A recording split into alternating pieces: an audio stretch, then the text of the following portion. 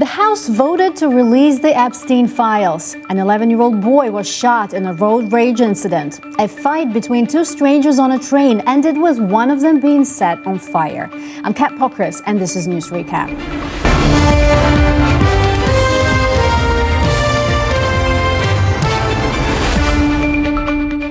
The day we've all been waiting for, the House nearly unanimously voted to force the Justice Department to release Epstein files. 427-1, only Republican Clay Higgins voted no, saying the documents could hurt innocent people. President Trump, who had fought the release for months, suddenly flipped and said he supports it, claiming he has nothing to hide. But the switch came with controversy. On Air Force One, he told Bloomberg reporter Catherine Lucy to, quote, "quiet piggy," when she asked why he opposed releasing the files, drawing backlash from journalists, of course. House Speaker Mike Johnson called the vote a political show, but said the Senate must fix the bill. Survivors like Daniel Bansky and Lisa Phillips cheered, while some GOP members expressed concern about how the Senate handles it. The files could expose hidden names, travel logs, and secret messages tied to Epstein and Ghislaine Maxwell. Shocking details the public is waiting for. Now it's up to the Senate. Will they act or bury the secrets? Another convicted offender, Sean Diddy Combs, is facing new assault allegations. The report came on Friday from Florida, where the alleged victim lives. The LA Special Victim Bureau is now investigating. The claims involve music producer Jonathan Hay, who alleges Combs assaulted him in 2020 and 2021. Hay reports that Combs performed sexual acts in front of him and forced him into further contact. He adds that he met Combs through CJ Wallace, the son of the late rapper Notorious Big. Wallace has pushed back, filing a counterclaim calling the allegations false and defamatory and a smear campaign.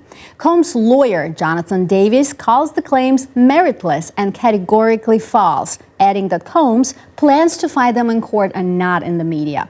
Combs is already behind bars, serving a 50-month prison sentence after being found guilty in July on 2 counts of transporting someone for prostitution.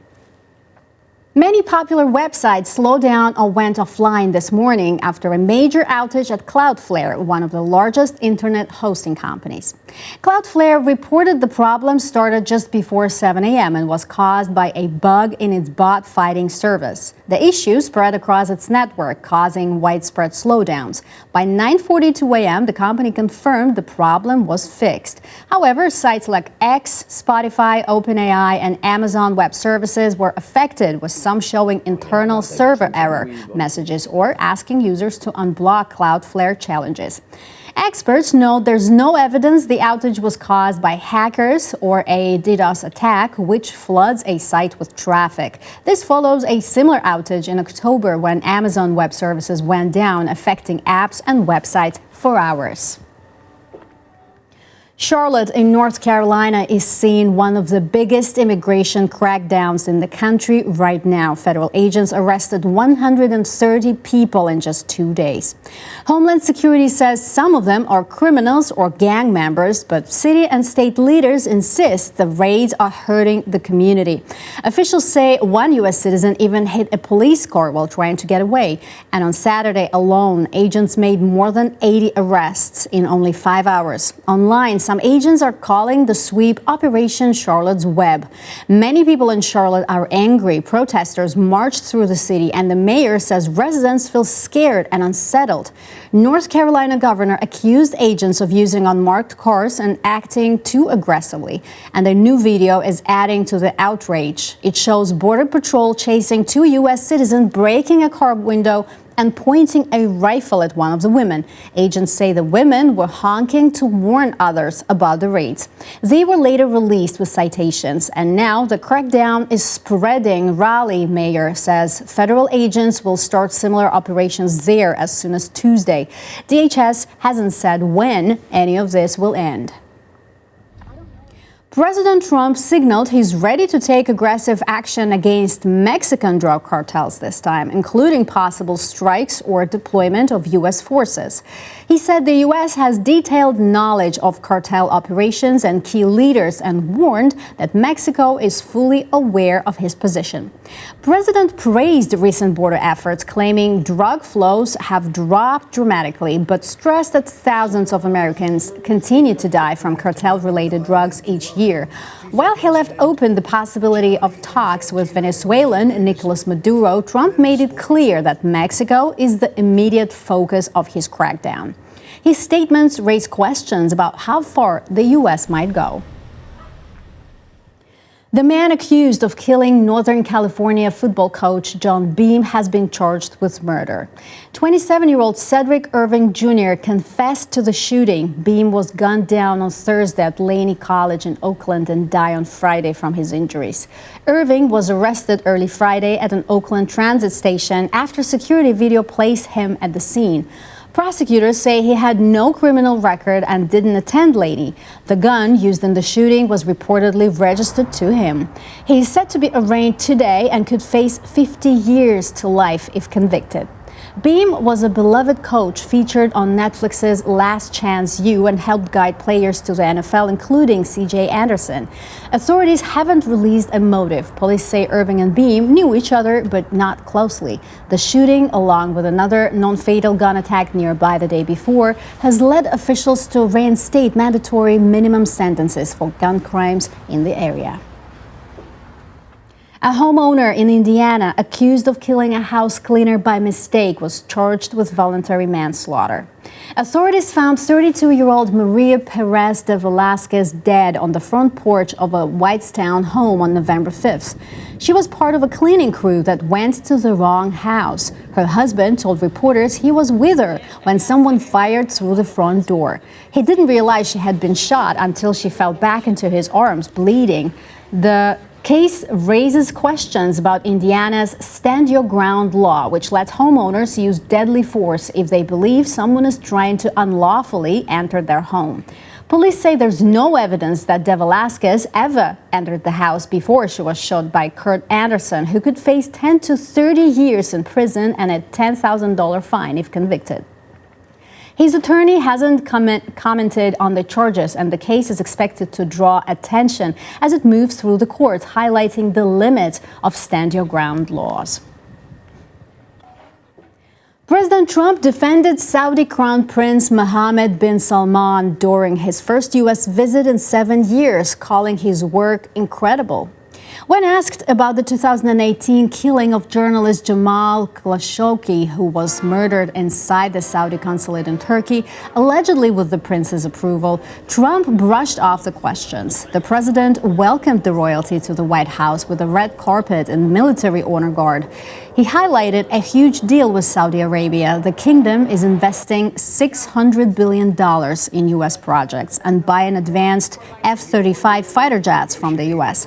The Crown Prince is also seeking U.S. security guarantees and wants a path to Palestinian statehood before normalizing relations with Israel, which Israel opposes, by the way. Trump said he hopes Saudi Arabia will join the Abraham Accords soon, but acknowledged it's complicated.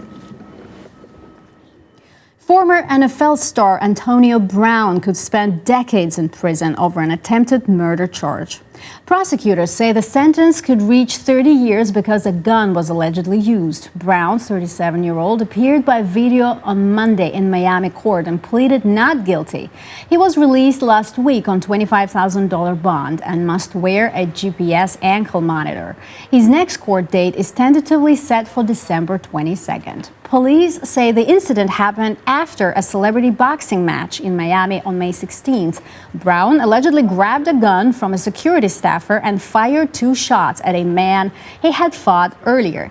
One bullet grazed the victim's neck. Brown claims he was defending himself and the shots weren't aimed at anyone. Brown spent 12 years in the NFL, mostly with Pittsburgh, and won a Super Bowl with Tampa Bay. He hauled in over 12,000 yards and 88 touchdowns in his career. He was extradited last week from Dubai, where he has business interests, after a June arrest warrant.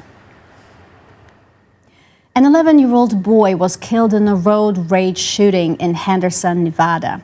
Police say two drivers argued on a crowded freeway and one fired into the other car. The boy, Brandon Dominguez Chavarria, was in the back seat and hit in the head. He was on his way to school. Police arrested 22-year-old Tyler Matthew Johns. He's charged with murder and shooting into an occupied vehicle. Authorities called the attack senseless. The victim's stepfather had rammed Johns' car and both men got out before the shooting.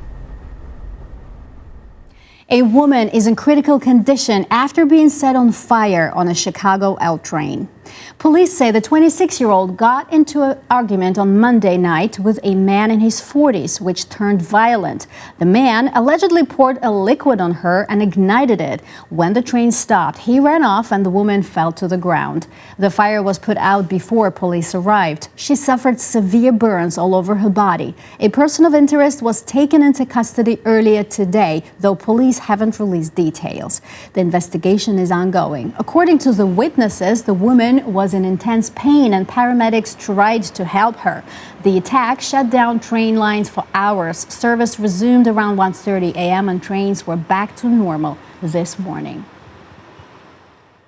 The man who grabbed Ariana Grande on the red carpet in Singapore has been sentenced to jail. Johnson Wen pleaded guilty to public nuisance charges and was given 9 days behind bars. During sentences, District Judge Christopher Gaw called Wen attention-seeking and noted a pattern of disturbing high-profile events. The judge said Wen appeared to believe he would face no consequences for his actions, but warned you should be mindful that there are always consequences for one's actions.